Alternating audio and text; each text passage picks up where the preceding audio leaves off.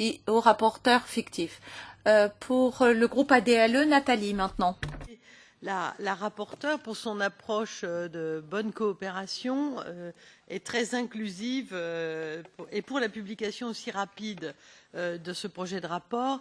À première vue et très rapidement, puisque je déposerai aussi comme les collègues des amendements, même si le rapport n'est pas encore disponible dans ma langue, quelques remarques préliminaires que je souhaite faire. D'abord, je souhaite indiquer que je rejoins tout à fait les lignes directrices que vous avez proposées concernant l'objectif général d'améliorer la réponse face à la cybercriminalité, aux cyberattaques qui changent, qui évoluent, qui donc s'adaptent de manière très très rapide et qui augmentent, alors que très souvent nous sommes un peu en arrière par rapport donc aux criminels qui vont bien plus vite que nous.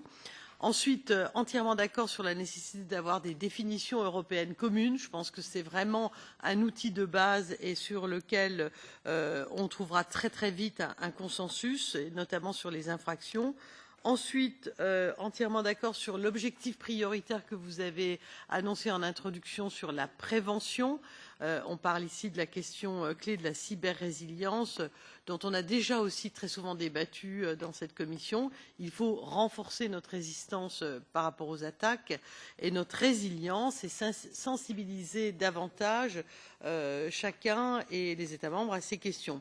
En revanche, j'émettrai quelques réserves sur certains points qui, à première vue, peuvent être controversés, comme les preuves électroniques et la responsabilité pénale des plateformes, ou encore la limitation du chiffrement.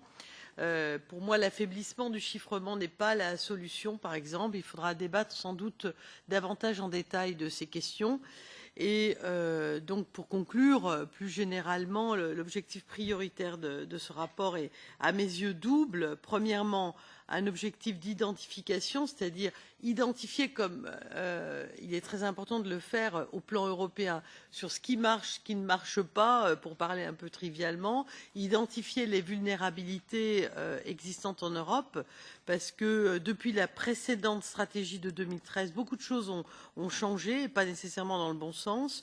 Identifier ce qui est nécessaire et ce qui manque au niveau de l'Union et sous quelle forme, mais surtout l'objectif clé est un objectif de définir nos priorités. Moi, j'aime bien en méthode, dans tous les systèmes qui sont tellement enchevêtrés, bien cibler quelles sont nos priorités en commun, les analyser et proposer, si nous voulons être effectifs, de choisir 2, 3, 4 points clés sur lesquels nous, au Parlement européen, nous voulons vraiment pousser dans ce rapport d'initiative dont vous portez la responsabilité, de façon à être efficace, concret et lisible. Voilà, en quelques mots, et j'apporterai évidemment ma pierre à l'édifice avec les amendements. Merci.